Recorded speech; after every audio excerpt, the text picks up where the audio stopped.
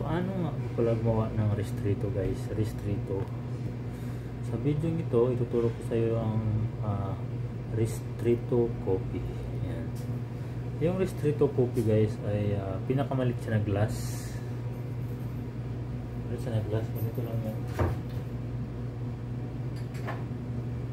Ganito lang yan siya. Yan. Ito yung glass ng restrito natin. Maliit lang siya guys. Maliit lang. Yan siya. Pero ang ano siya, ito yung smaller glass and smaller ratio of a copy. Kumbaga, yun yung ano niya, yung pinaka ano siya, pinakamaliit na 1:1 lang ang tawag doon, 1:1. Ibig sabihin ng 1:1, yan yung 1:1 ratio, yun yung tawag ratio. Pakita ko sa inyo guys yung paano magawa ng restrito copy. Guys, yung ating gamitin, kumuha ka ng ganito, tapos kunin mo yung wing scale mo, yung timbangan mo na maliit, tapos timbangin mo muna ito siya, i-regear mo muna para magsakto yung timbang niya. Ayan. Ayan. I-re-zero muna natin siya, re-zero. Ayan, re-zero na siya, re-zero. Ayan. Re-zero na siya. Tapos ngayon, ang sugat yung gawin, magtimbang tayo dito ng kape na 18 grams. Ayan. 18 grams lang.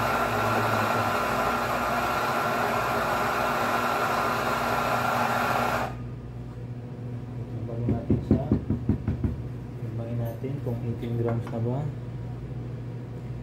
Ayan guys, so sa ating timbangan ay sobra yung timbangan natin. Ayan, ito. Ayan guys, so ang timbangan natin ay 18.6, dapat 18 lang yan siya. Ayan, 18.8. so bawasan natin ng konti, ayan, 18 grams, bawasan natin ng konti ang ating kape.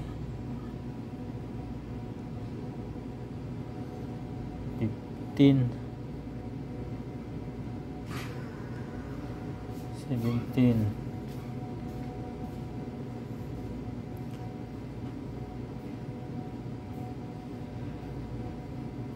Yan, 18 grams of coffee. Yan, okay na. Yan. Ayos na siya, di ba? Ito na siya. 18 grams of coffee. Yan, 18 grams of coffee. Tapos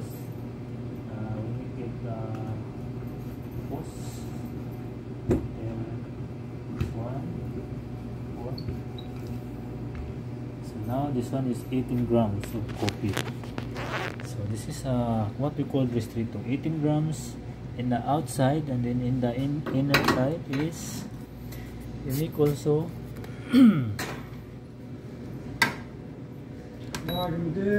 Hello. Yung sa ulpihan din guys, yan sa kapihan, nakasalpak na din yung kape natin, at saka naka-0 na yan. So kailangan 18 grams din yan siya dyan, 18 grams, kasi yan yung proper timbang ng ating restrito coffee. So let's see, we'll make it natin ating restrito coffee. So yan guys, yung ating restrito kung tawagin, 18 grams outside, 18 grams in coffee. When you extract the coffee, it must be 18 grams. So this one is cold restrito coffee. So yan guys, ang ating restrito coffee. Ganito lang karami ang ating restrito coffee. Yan. Ganyan lang karami ang ating restrito coffee. Yan. 1:1 ratio na yan ang tawag dyan. Ilagay ko yung mga guidelines yan sa restrito. Yan yun siya guys, yung tinatawag nating restrito coffee. Kasi pag higher dyan, iba na yun. Hindi na yun siya restrito. Hindi na yun siya proper timbang.